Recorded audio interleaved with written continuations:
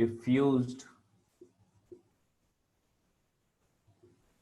in animals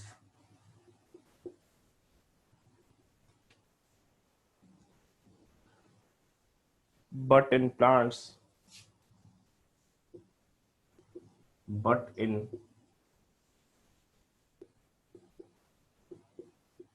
it is localized and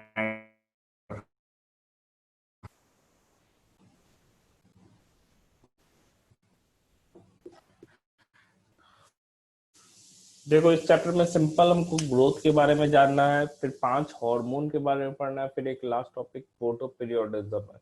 ज्यादा बड़ा chapter भी नहीं है। जितने भी प्लांट्स होते हैं उसमें एक पीरियड जरूर ऐसा आता है जो कि सस्पेंडेड ग्रोथ का होता है, मतलब उस समय जो ग्रोथ होता है प्लांट में वो बहुत मिनिमम हो जाता है, या एक तरीके से वो अपेरेंटली लगता है कि ग्रो ही नहीं कर रहा है, ठीक है, वो रुका हुआ है। तो उस केस में उस चीज को सस्पेंडेड ग्रोथ कहते हैं। वो दो तरीके से सस्पेंशन ग्रोथ का हो सकता है। एक क्या हो गया, एक हो गया आपका एक्सटर्नल फैक्टर्स की वजह से। अगर मान लो कि कोई प्लांट पार्ट है उसमें एक्सटर्नल फैक्टर की वजह से ग्रोथ रुका होता है तो उसी चीज को हम क्विसेंस कहते हैं। लेकिन वहीं पे अगर इंटरनल फैक्टर्स की वजह से ग्रोथ रुका हुआ है तो उसी चीज को हम डोरमेंसी कहते हैं। तो सस्पेंशन होगा, लेकिन अलग अलग फैक्टर की वजह से, एक्सटर्नल है कि इंटरनल है उसका नाम अलग अलग हो जाता है। अगर बाहर का फैक्टर से इफेक्ट होके वो ग्रोथ रुका हुआ है तो उसे क्विसेंस कहते हैं।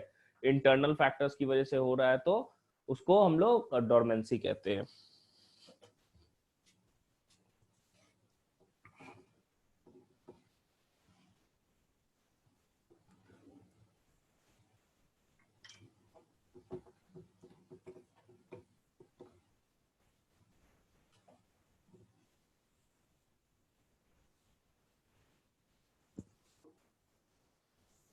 लिखिएगा next point. Almost all types of plants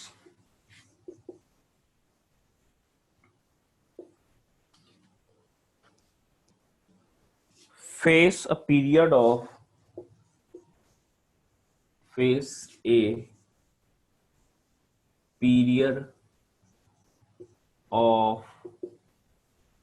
suspended growth, face a period of suspended growth।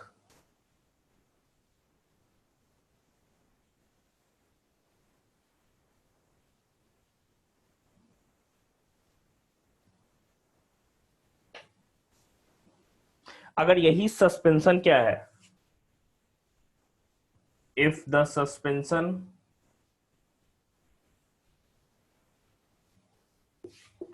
of growth is due to external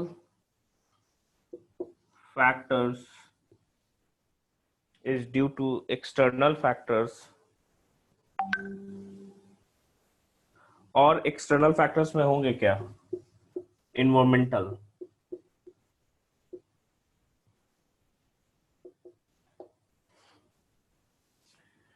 then it is called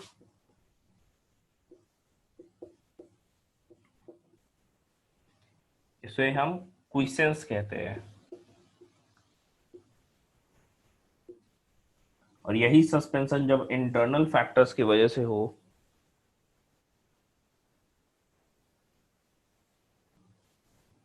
if the suspension of growth is due to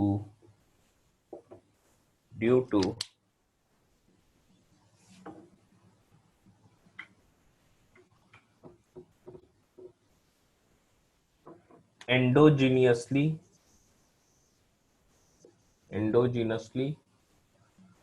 controlled factors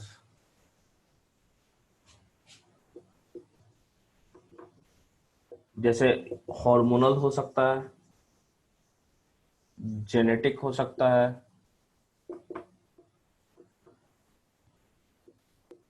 it is called, फिर इसको हम लोग क्या कहेंगे, dormancy. It is called dormancy.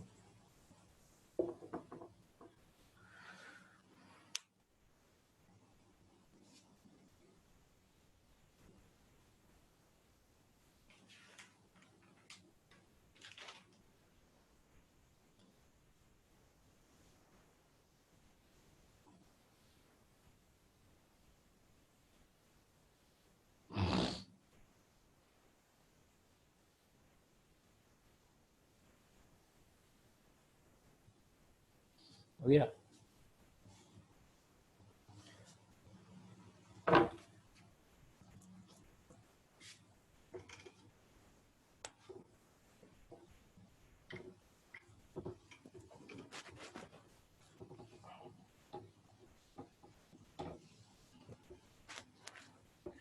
देखो growth को हम लोग नाप सकते हैं, ग्रोथ मेजरेबल भी होता है।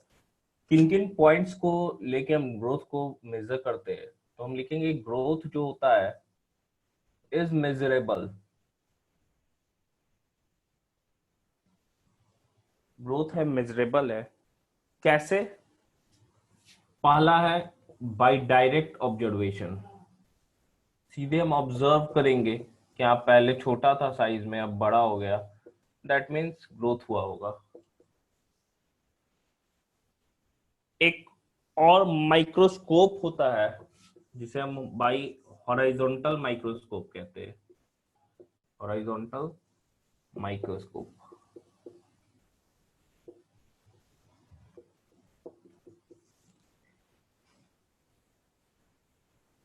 एक एक और मशीन है जिसे हम क्रेस्कोग्राफ कहते हैं।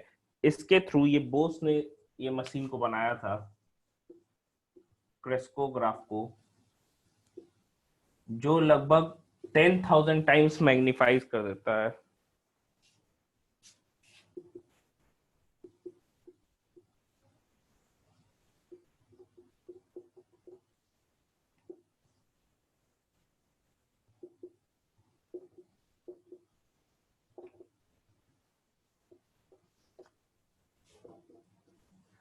और एक मीटर है जिसको ऑक्सैनोमीटर कहते हैं।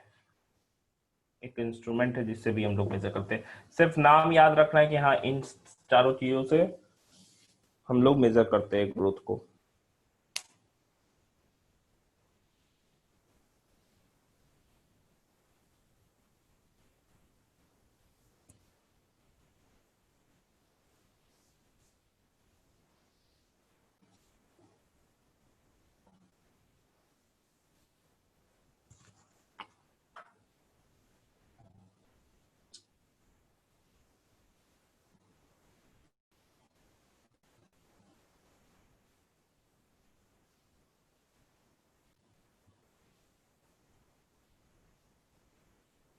ठीक है।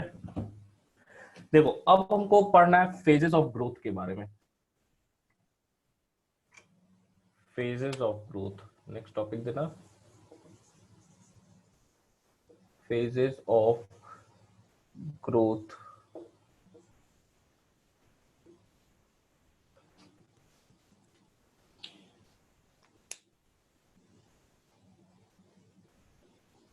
देखो एक्चुअली 3 फेजेज होता है इसमें, हम लोग पढ़े भी है। रूट के केस से समझो रिलेट करके पढ़ना। सबसे पहला क्या था? सेल डिवीजन वाला फेज, जिसको हम रीजन ऑफ मेस्टमेटिक एक्टिविटी कहते थे वहां पे। ठीक है। फिर दूसरा क्या होता है? इनलार्जमेंट और इलोंगेशन का फेज। और तीसरा होता है,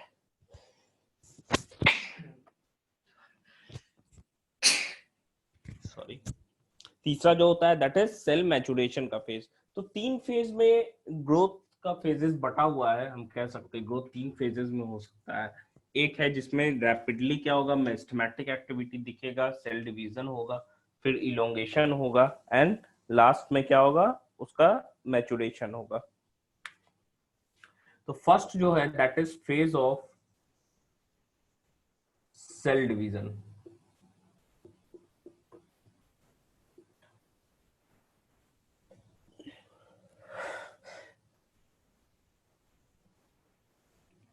phase of cell division.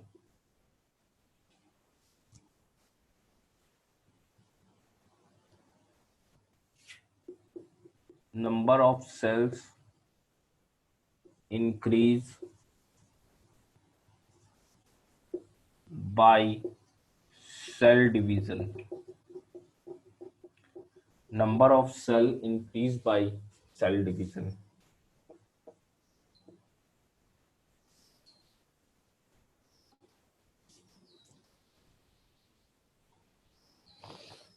Next, phase of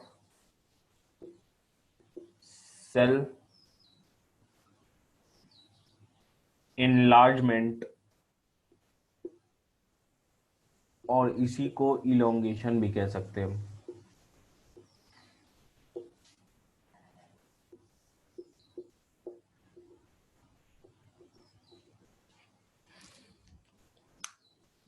इसमें भी सेल साइज का साइज सेल का बढ़ता है।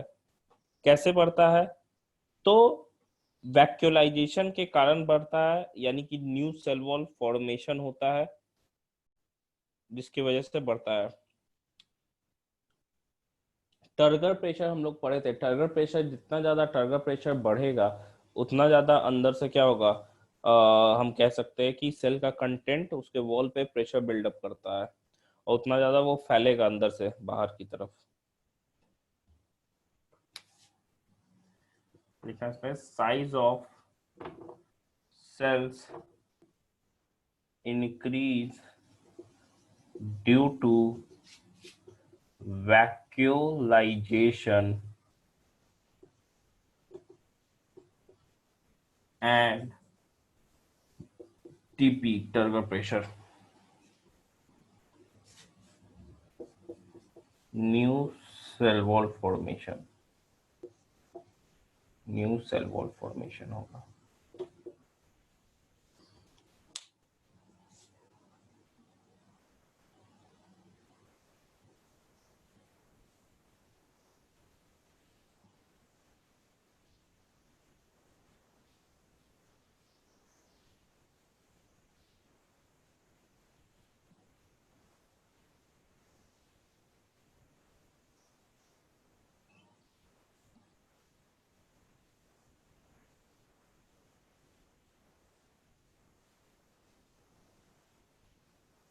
गया। तीसरा जो फेज है that is cell maturation phase, या इसी को डिफरेंशिएशन फेज भी कह सकते हैं हम लोग। फेज ऑफ मैचुरेशन और इसी को डिफरेंशिएशन भी कह सकते हैं। Differentiation, phase of maturation and differentiation.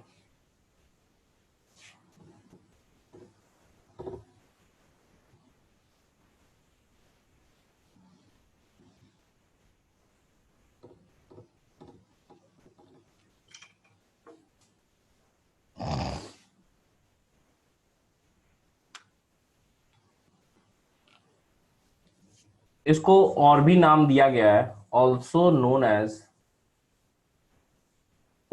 morphogenetic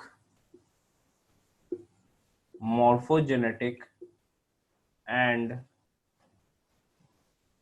ऑर्गेनोजेनिक phase, क्योंकि ऑर्गेनोजेनेसिस होता है यहाँ पे। ऑर्गेनोजेनिक फेज डिफरेंशिएट करेगा एंड ऑर्गन्स और टिश्यू में डिफरेंशिएट करता है।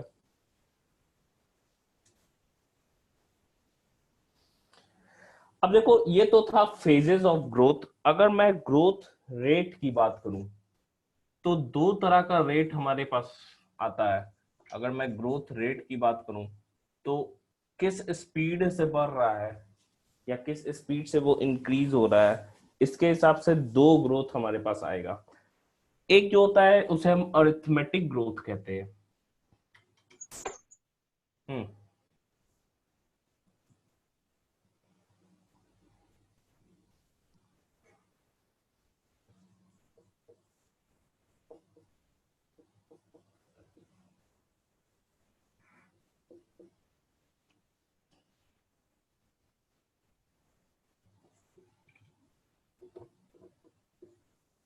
Arithmetic growth.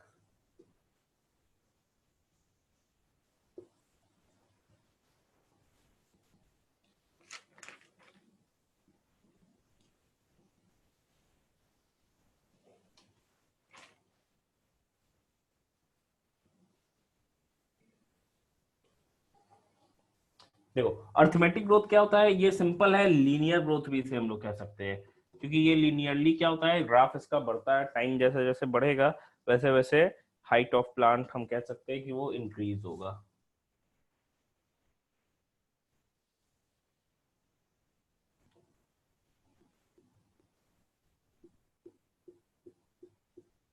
इधर मान लो हम मान रहे हैं, इधर है हाइट ऑफ प्लांट, ये टाइम है, तो हम यहां से ऑब्जर्व करना स्टार्ट किए थे, तो ये क्या हो गया, लीनियर हमको ग्राफ मिल रहा है। ठीक है, तो length at time t is equal to length at time 0 plus rate r T.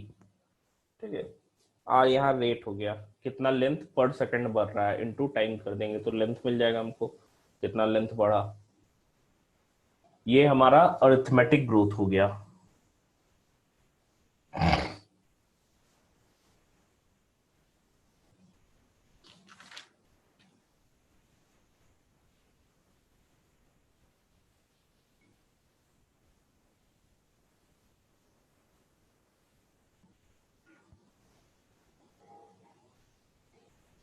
हो गया। दूसरा है जिसे हम लोग जियोमेट्रिक ग्रोथ कहते हैं।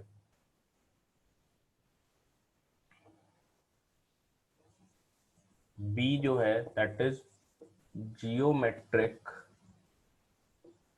ग्रोथ।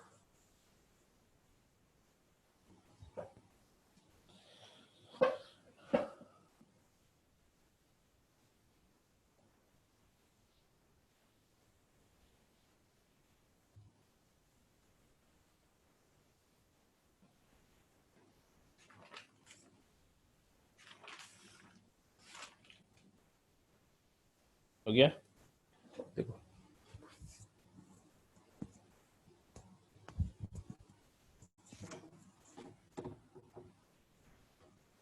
ये इसमें फेजेस, तीन फेज में आता है ये, लैग फेज, लॉग फेज और स्टेशनरी फेज हम लोग कहते हैं, या ग्रैंड पीरियड ऑफ ग्रोथ जिसे हम लोग कहते हैं।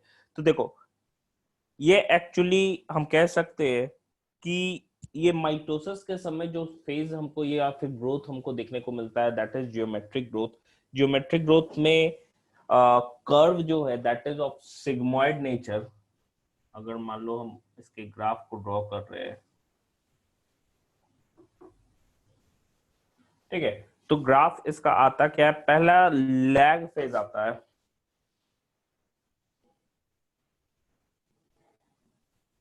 ये मान लो हम इसको प्लांट ग्रोथ मानते हैं,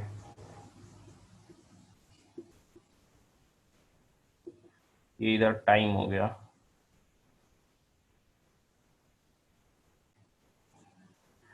पहला लैग ग्रोथ आता है,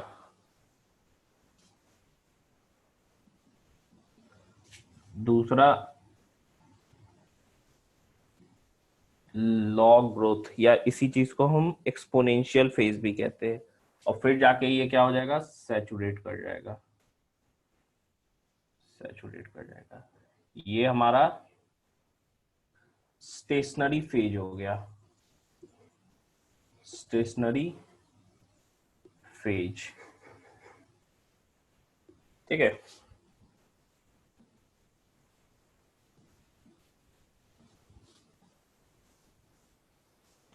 ये हमारा लॉग फेज हो गया, लॉग फेज या एक्सपोनेंशियल फेज इसको हम लोग बोल सकते हैं, और ये हमारा क्या हो गया, लैग फेज हो गया, लैग फेज। ठीक है, तो तीन फेजेस आते हैं, हम लोग अभी देखेंगे भी कौन कौन से फेजेस आते हैं।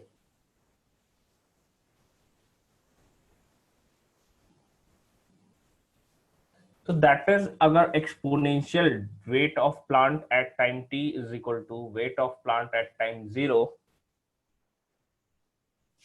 e to the base exponent rt, ठीक है, ये इसका इक्वेशन हो गया।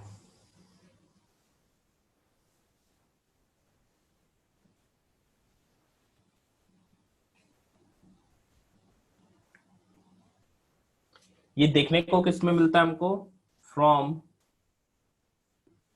Dividing cells by mitosis. इसमें जो दोनों डॉटर सेल बनते हैं वो अपने डिवीजन एबिलिटी को रिटेन कर लेते हैं, ठीक है, वो फिर डिवाइड होगा ही।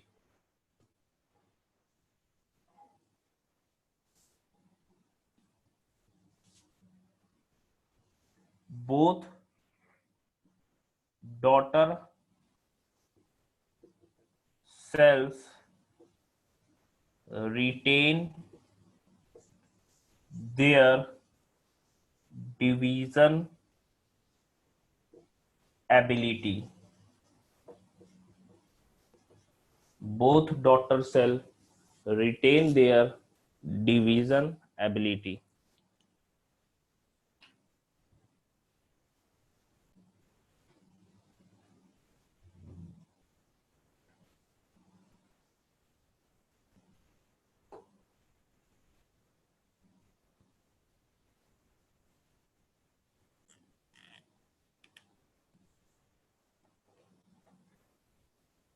Okay,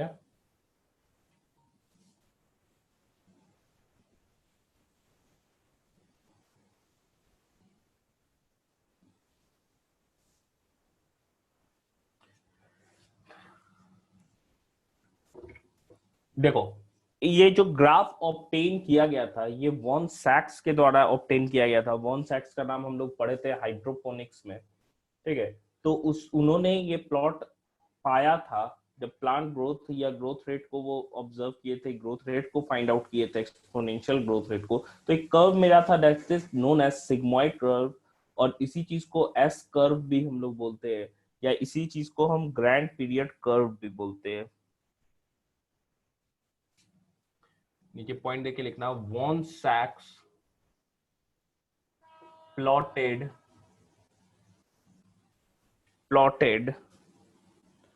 a growth curve, a growth curve between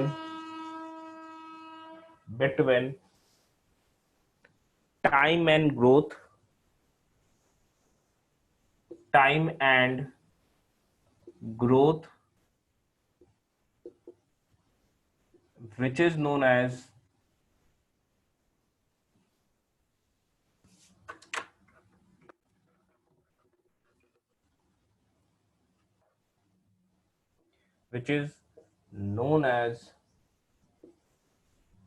S curve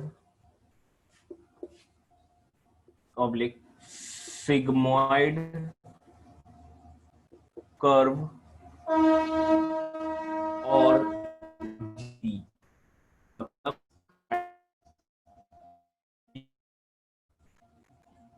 curve।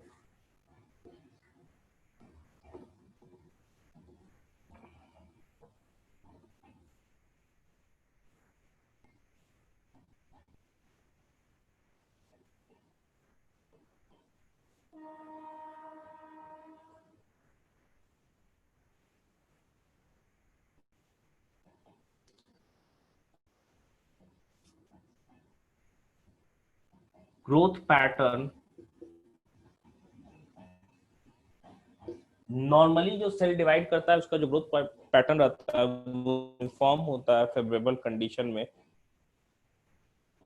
और जब कंडीशन उसको फेवरेबल है तब ये तीन फेजेस को दिखाता है, that is log phase, lag phase and stationary phase. Growth pattern of cell and organism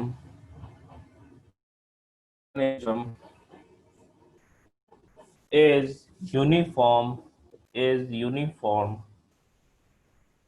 under favorable conditions, under favorable conditions, and show following phases.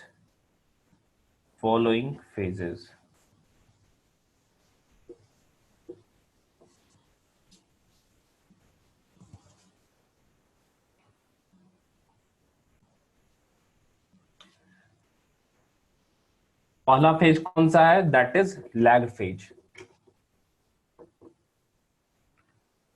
First कर लेना लैग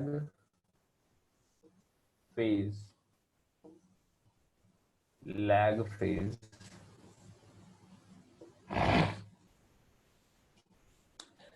लैग फेज की बात कर रहे हैं तो इसमें क्या होता है? Growth in this growth is slow. Growth काफी स्लो रहता है. दूसरा जो है दैट इज लॉग और एक्सपोनेंशियल फेज. लॉग और एक्सपोनेंशियल फेज. यहां पे सबसे रैपिड ग्रोथ होता है, ग्रोथ मैक्सिमम भी होता है प्लांट में. In this growth is maximum and most rapid.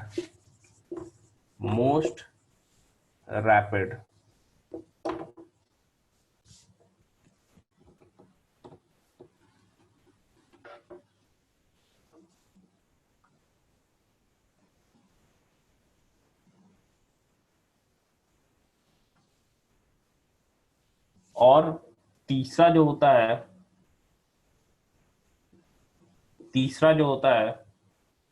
That is steady और स्टेशनरी फेज.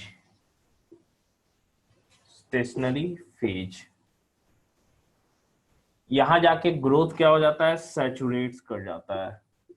ग्रोथ सैचुरेट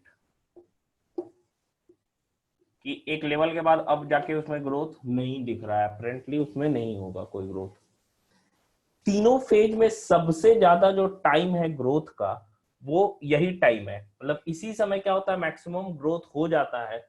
इसीलिए जो लॉग फेज में जो टाइम लगता है उसी चीज को ग्रैंड पीरियड ऑफ ग्रोथ भी कहते हैं. ठीक है, स्टार मार्क करके लिखिएगा. Time taken in growth phases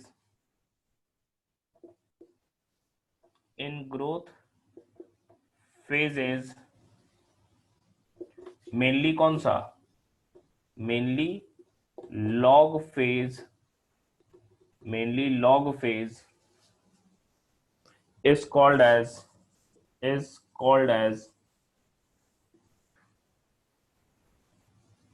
grand period of growth.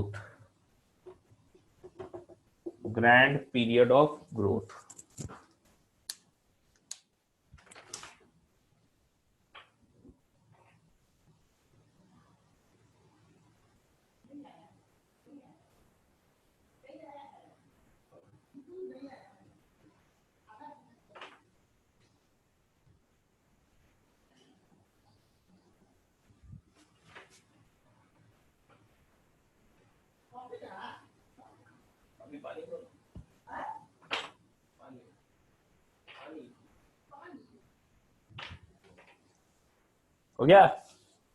देखिए इसके बाद से हमको पढ़ना है ग्रोथ रेट के बारे में, जो कि दो तरह का होता है. That is absolute and relative growth rate. ठीक है, ये तो था कि यहाँ डिवीजन के बेस पे हो गया कि यहाँ दो तरह का अर्थमेटिक ग्रोथ हो गया और एक्सपोनेंशियल हो गया. नेक्स्ट पढ़ना टॉपिक जो है that is absolute and relative growth ये क्या होता है, ये हम देखते हैं।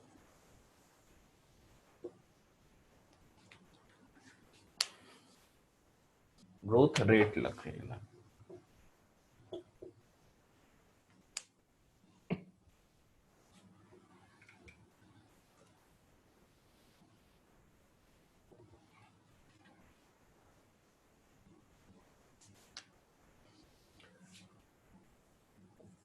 पहला है absolute growth rate. Absolute growth rate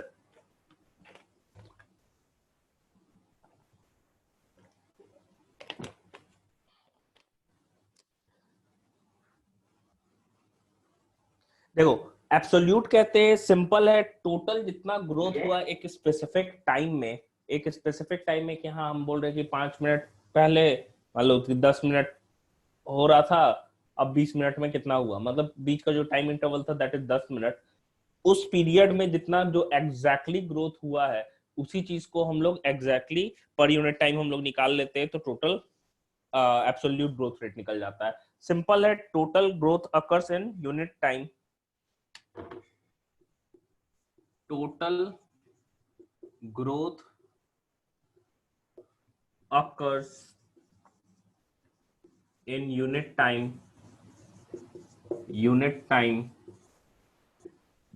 in plant or its parts।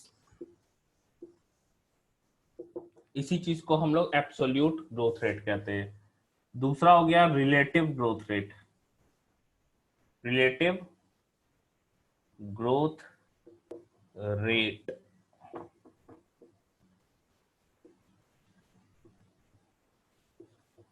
Relative growth rate की हम बात कर रहे हैं तो यहां पे बात आ जाता है इनिशियल पैरामीटर। मान लो कि कोई साइज है 10 मीटर स्क्वायर, उसका एरिया है वो बढ़ के 12 मीटर स्क्वायर हो गया, तो 10 के रिलेशन में 12 हुआ है उस चीज को हम बता रहे हैं, तो एब्सोल्यूट वहां पे कितना हो गया, 2 हो गया। लेकिन अगर रिलेटिव की बात कर रहे हैं तो इनिशियली पैरामीटर उसका कैसा था विथ रिस्पेक्ट टू निकालते हैं, मतलब डिवाइड हम करते हैं कि हाँ उसके रेस्पेक्ट में जो ग्रोथ हुआ है वो कितना हुआ है, परसेंटेज कितना हुआ, वैसे निकालते हैं हम लोग। ठीक है, तो रिलेटिव ग्रोथ रेट है क्या भाई, तो total growth occurs, total growth occurs in unit time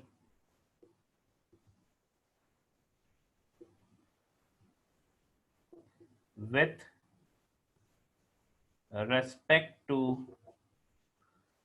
respect to initial parameter, initial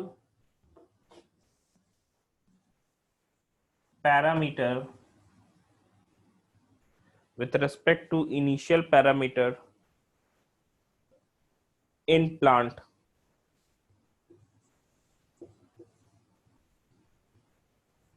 लिखो तो इसको बता दे।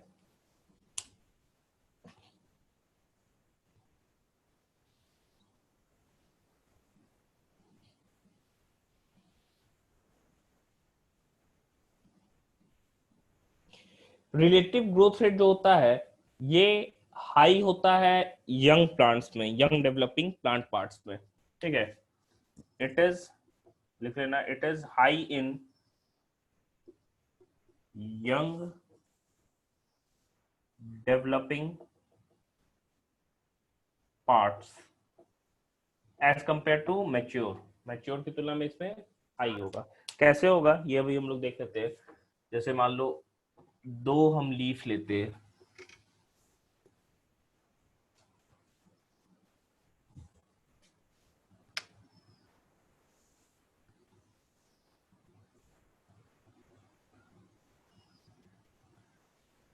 ठीक है, 2 लीफ था, एक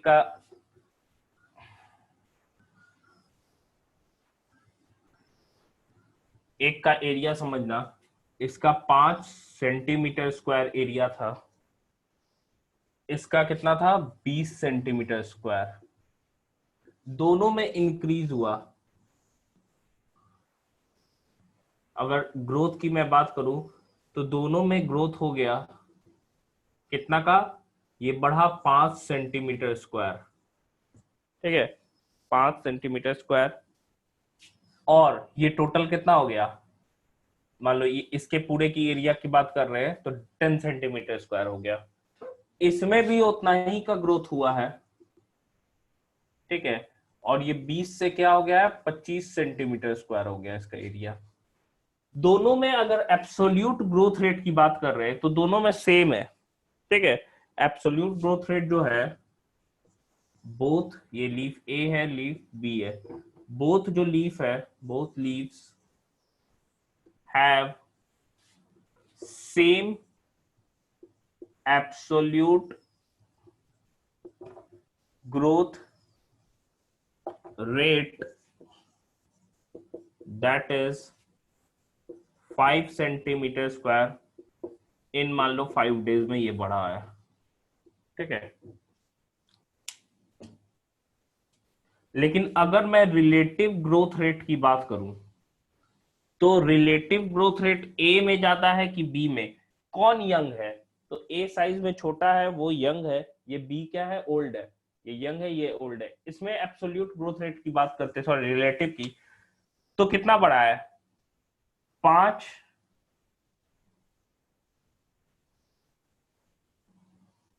बाई है कितना, इनिशियल कितना था 5, ये नया बना मतलब एडिशनल हुआ, बाई 5 × 100। तो इसमें कितना हो गया, आप देखो ना, 5 था, दूना बढ़ गया, तो 100% ग्रोथ हो गया ए में। लेकिन इसमें देखो 5/20 × 100, ये कितना हो गया 1/4, या हम कह सकते हैं 25% इंक्रीज हुआ है। सिंपल देख के भी समझ में आ रहा है, 5 पड़ा है 20 का 5, तो कितना हो गया 25%। तो दोनों में एब्सोल्यूट ग्रोथ रेट सेम ही था, लेकिन रिलेटिव ग्रोथ रेट क्या हो गया, ए में ज्यादा है, इसमें 100% है, बी में कितना है, मात्र 25% है। तो भले ही एब्सोल्यूट ग्रोथ रेट सेम हो, लेकिन relative growth rate young leaf का ज्यादा होता है as compare to old leaf, इतना। But high relative growth rate in A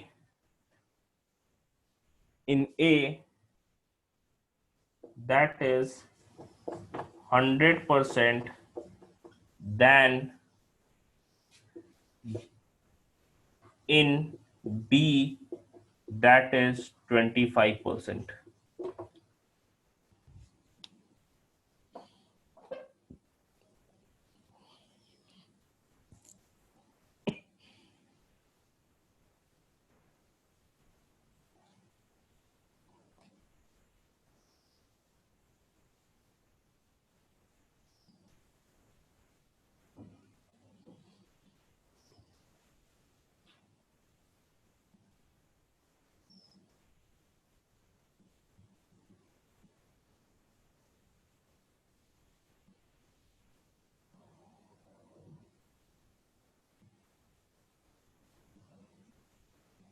Okay? देखो इसी के बाद से पढ़ना है, एक टर्म है दैट इज प्लास्टिसिटी। प्लास्टिसिटी कहने का मतलब क्या होता है कि डिफरेंट पाथवे में, समझो डिफरेंट डेवलपमेंट हम कह सकते हैं कैरेक्टरिस्टिक दिखाता है प्लांट। मान लो कि एक प्लांट है, वो एक स्टेज में दूसरा स्ट्रक्चर दिखा रहा है, सेम मान लो लीफ की बात कर रहे हैं, लीफ दूसरे तरह का दिखता है, दूसरे फेज में लाइफ के दूसरे तरह का दिखता है।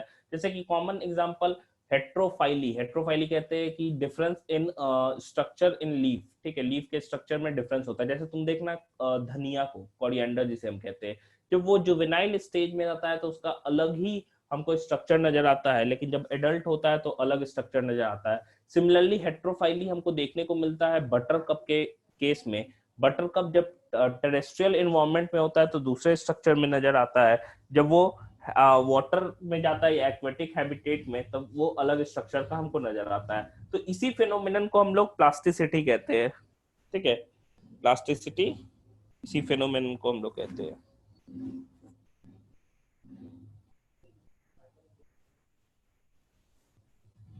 तो एक टॉपिक देना, that is known as plasticity.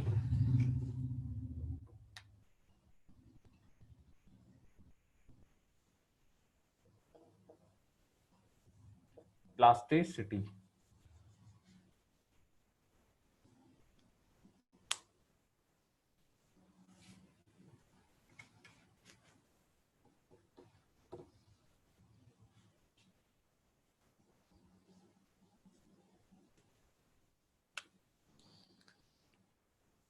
लिखिएगा इसमें, plants follow different plants follow different pathways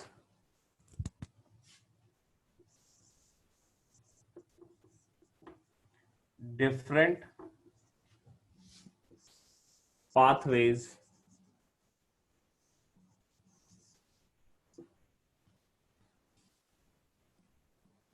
in response to environment, in response to environment, in response to environment। Sir आप 2 बार डिफरेंट लिखे हैं। अच्छा सॉरी, एक बार लिख लीजिए।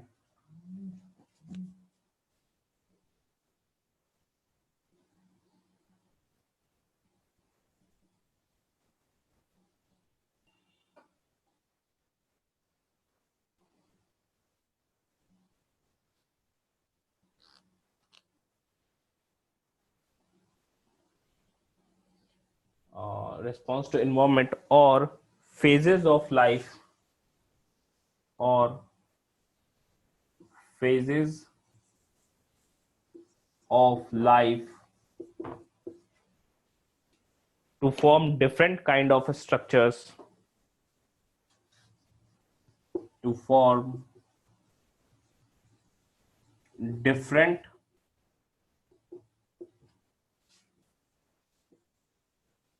kind of structures, different kind of structures. This ability is called, this ability is called, इसे ही हम क्या कहते हैं, प्लास्टिसिटी कहते हैं।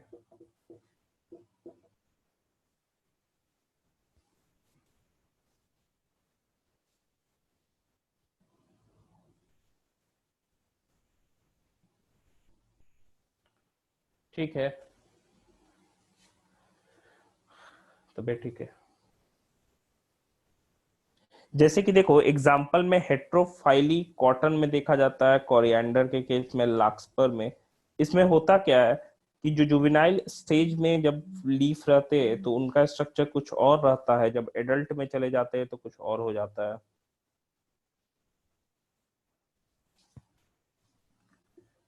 फॉर एग्जाम्पल हेट्रोफाइली, हेट्रोफाइली का क्या मतलब है कि difference in leaf structure. Heterophylly in cotton, या एनसीईआरटी में भी एग्जांपल दिया हुआ है, cotton, coriander, coriander and larkspur. लार्कस्पर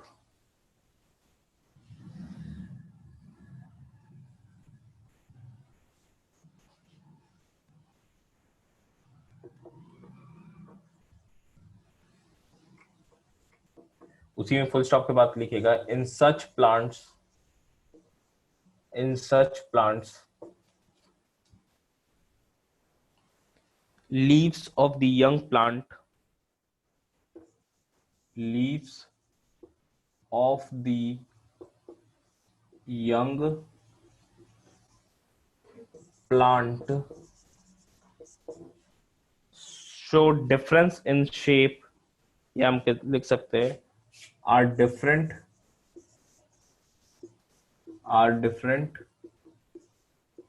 in shape, are different in shape from those in mature plants.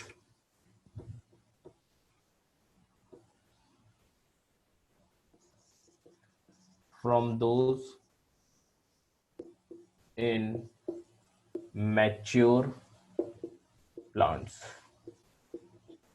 जैसे कि तुम देखते हो जुवेनाइल स्टेज में, तुम धनिया का पत्ता देखना,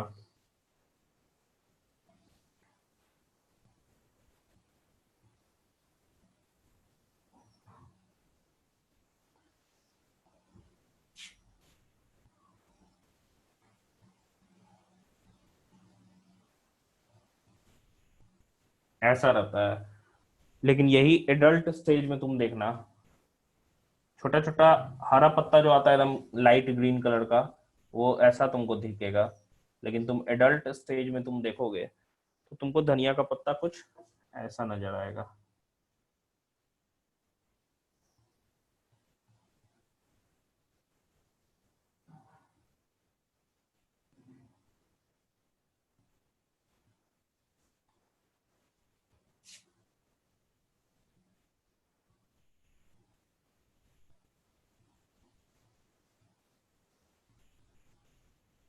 ठीक है, कुछ एडल्ट स्टेज में तुमको ऐसा नजर आएगा। ये जुवेनाइल स्टेज हो गया, ये एडल्ट स्टेज हो गया, तो दोनों में डिफरेंस नजर आता है। धनिया पत्ता के केस में जुवेनाइल, ये एडल्ट। तो इसी चीज को हम लोग प्लास्टिसिटी कहते हैं। और एग्जांपल में हेट्रोफाइलिन कोरिएंडर हो गया, जिसमें कि शेप में डिफरेंस है। कब? जुवेनाइल और एडल्ट स्टेज में।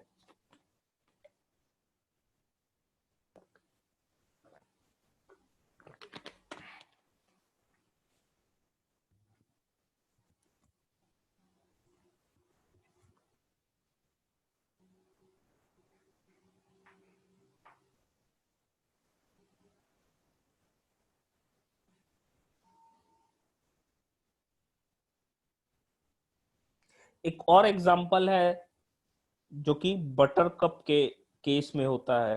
यहाँ हेट्रोफाइलस कंडीशन हमको नजर आता है इन्वायरमेंट के चलते। मतलब कि एक टेरेस्ट्रियल हैबिटेट में होगा तो अलग दिखेगा, और एक्वेटिक हैबिटेट में होगा तो अलग उसका ग्रोथ हो जाएगा।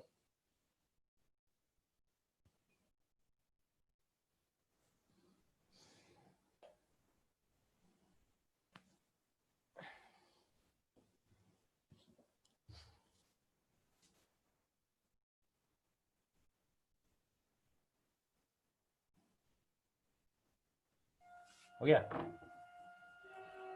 नेक्स्ट पॉइंट देके लिखना।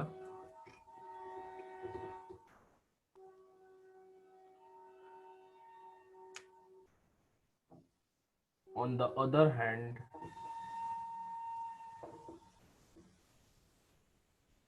difference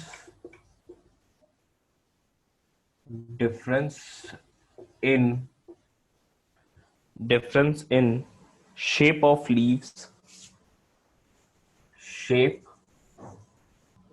of leaves produced in air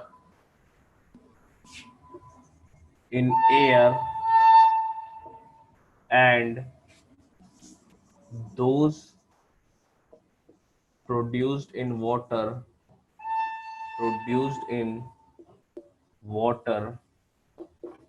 by buttercup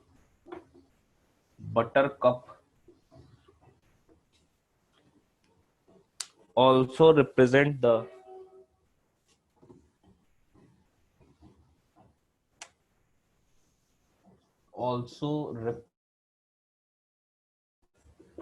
the heterophilous development heterophilous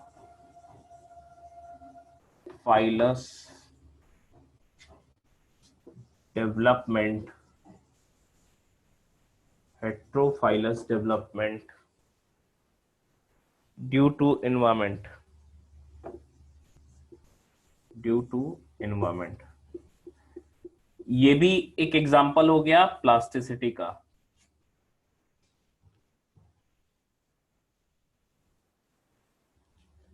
जैसे कि कुछ को बता रहे,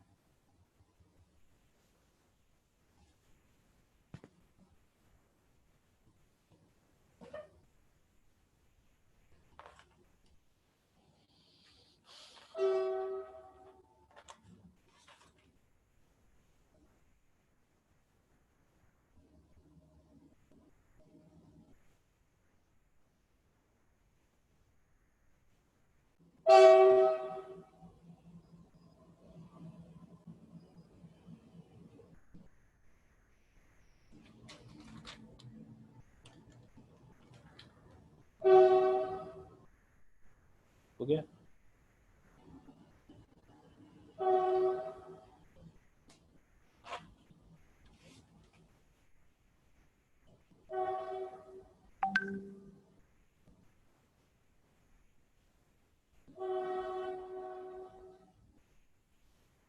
जैसे कि टेरेस्ट्रियल और एक्वेटिक इन्वायरमेंट में, बटर कप के केस में फ्लावर कह रहे, लीफ का पैटर्न अलग अलग हो जाता है। ये नॉर्मली वैसे ही कोरिएंडर जैसा ही लीफ का पैटर्न होता है इसका।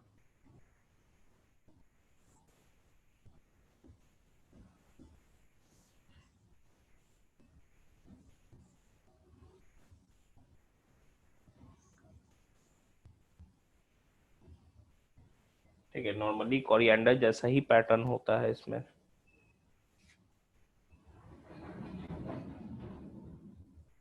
लेकिन यही चीज बदल जाता है जब ये एक्वेटिक हैबिटेट में जाता है।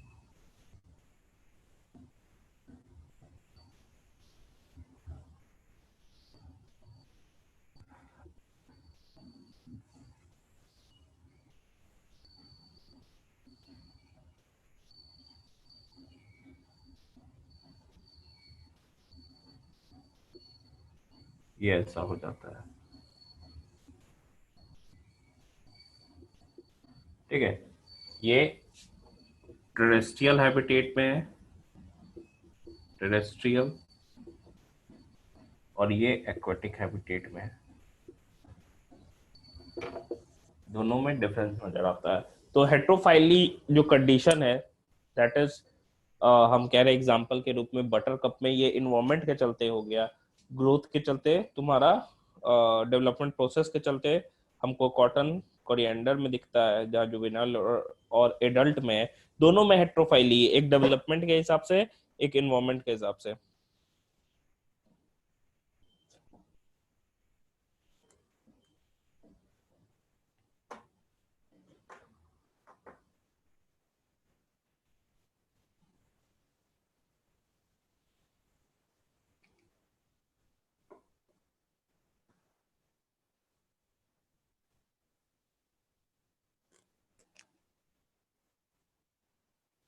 इसके बाद से नेक्स्ट टॉपिक है, that is conditions for growth.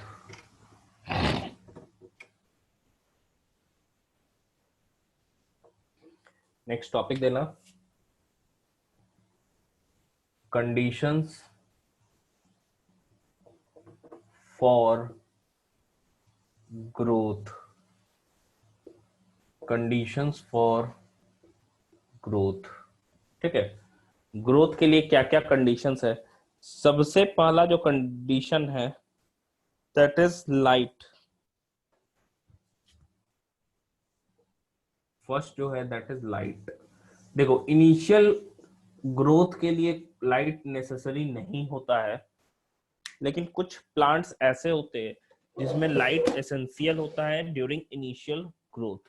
ठीक है, तुमने पढ़ा होगा sexual reproduction in flowering plant में, सीड जर्मिनेशन टॉपिक में, कि लाइट के प्रेजेंस में जो सीड जो या फिर लाइट अफेक्ट करता है, तो उसे हम लोग पॉजिटिव फोटोब्लास्टिक सीड कहते हैं, जो इनिशियल डेवलपमेंट प्रोसेस में लाइट चाहिए होता है। दूसरा क्या हो गया कि लाइट के बिना ही इनिशियल डेवलपमेंट हो जाता है, जो कि मैक्सिमम प्लांट्स में होता है।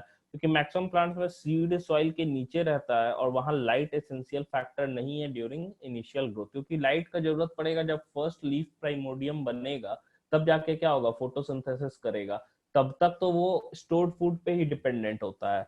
तो लाइट जो है वो हम कह सकते हैं कि बाद में जो ग्रोथ हो रहा है लीफ प्राइमोडिया के बाद शूट डेवलपमेंट में, तो उसमें रोल प्ले करता है, लेकिन इनिशियल ग्रोथ में कोई रोल प्ले नहीं करता है लाइट। ठीक है।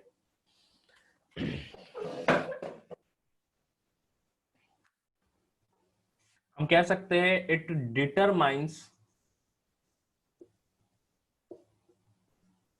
The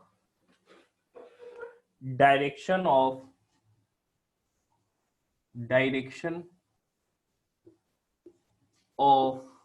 shoot and root growth.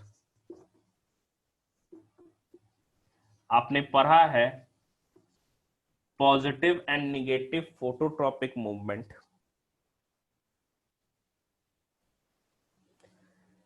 Light के प्रेजेंस में जो स्ट्रक्चर हम कह सकते हैं में प्लांट के मॉर्फोलॉजी में चेंज हो रहा है, उसी चीज को फोटोमॉर्फोजेनेसिस भी कहते हैं हम लोग।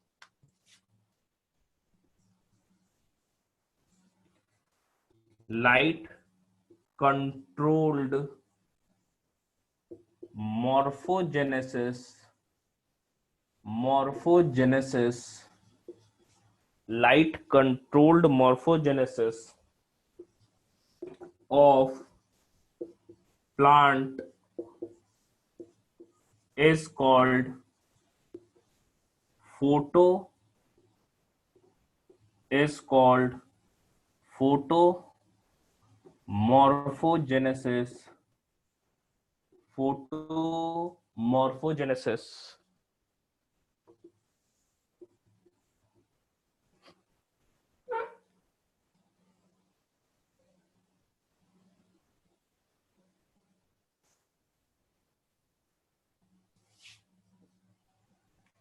हम लिख सकते हैं it is not essential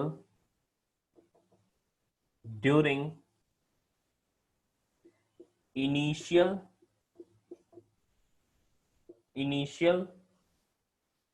stage of growth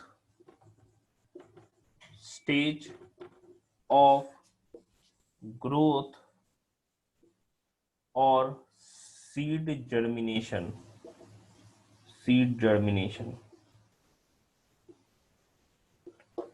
अगर यंग प्लांट मान लो कि डेवलप कर रहा है, ठीक है, उस केस में मतलब बड़ा हो चुका है, सीड जर्मिनेशन पाल स्टेज हो गया, वो बाहर है प्लांट, तब उस केस में लाइट अगर नहीं मिलता है तो प्लांट में एक कंडीशन होता है नोन एज इटायोलेशन या इटियोलेशन हम लोग कहते हैं उसको।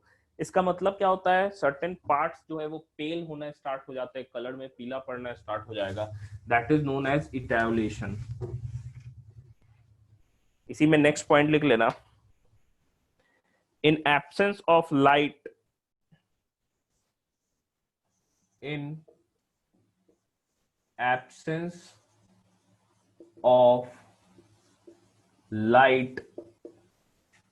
plants exhibit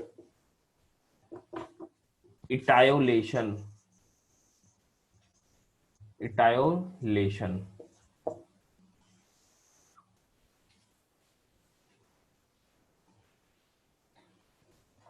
मतलब to cause a plant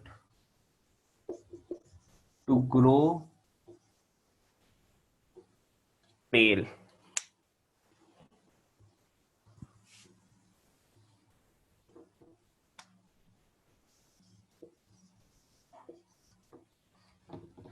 ये तो था पहला फैक्टर या पहला कंडीशन हम कह रहे हैं। दूसरा जो है दैट इज टेम्परेचर। दूसरा जो है that is temperature.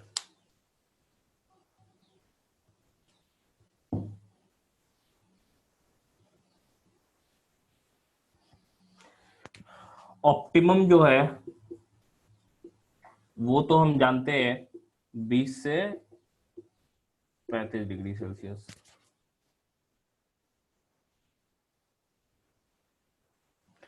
Low temperature का इफेक्ट फ्लावरिंग पे होता है and this phenomenon is known as vernalization. इसे ही हम लोग वर्नलाइजेशन कहते हैं।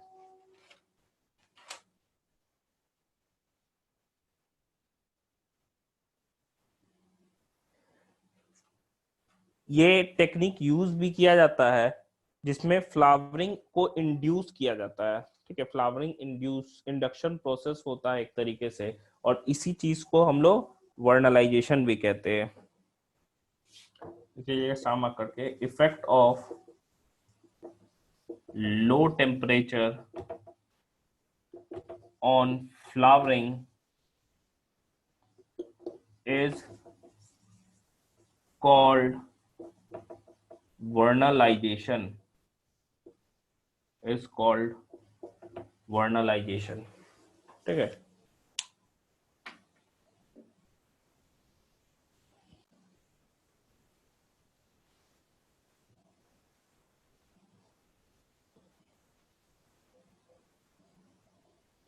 नेक्स्ट तो तीसरा फैक्टर है या कंडीशन है, दैट इज वाटर।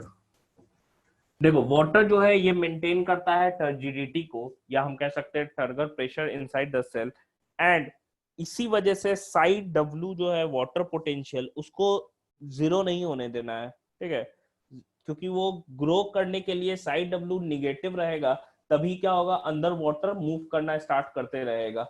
नहीं तो अगर जीरो हो जाएगा तो वो तो प्योर फॉर्म, प्योर वाटर वाला केस हो गया। तो उस केस में क्या है, इनसाइड जो मूवमेंट है वो रुक जाएगा वाटर का, और ग्रोथ भी क्या हो जाएगा, रुक जाएगा। थर्ड फैक्टर है that is water.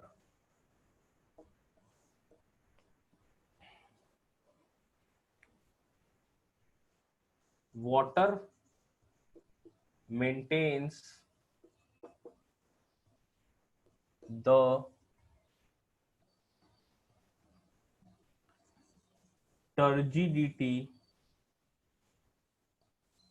turgidity of cells, which is essential for growth, which is essential for growth। ठीक है,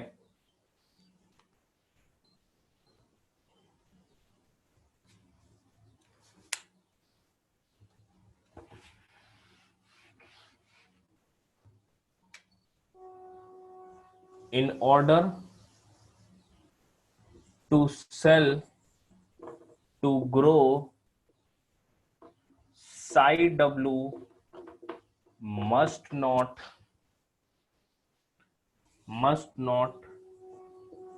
be allowed to reach zero, to reach zero।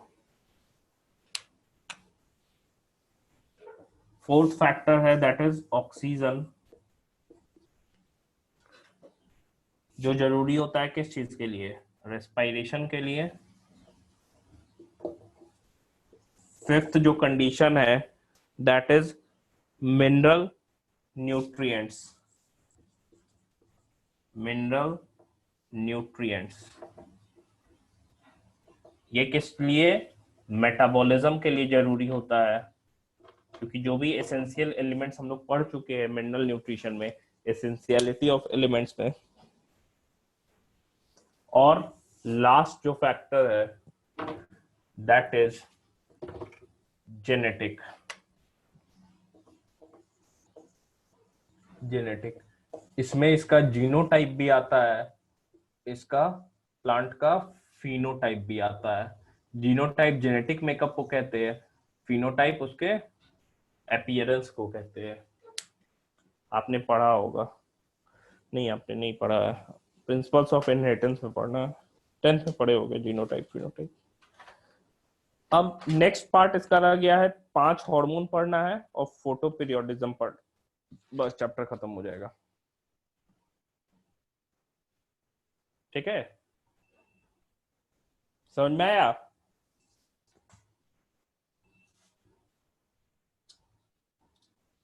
ज्यादा कुछ है नहीं इसमें, ठीक है, जो भी चीजें लिखने वाली थी, दो ज्यादा इसमें कॉन्सेप्ट तो कुछ है नहीं।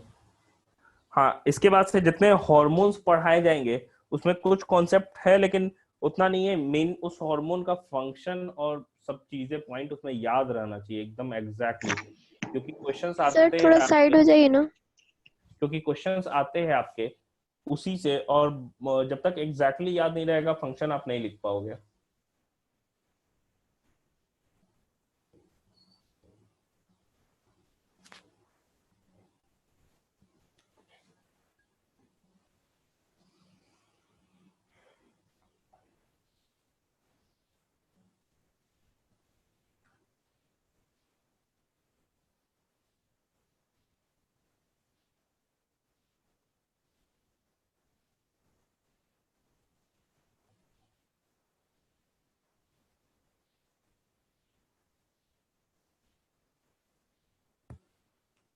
हो गया?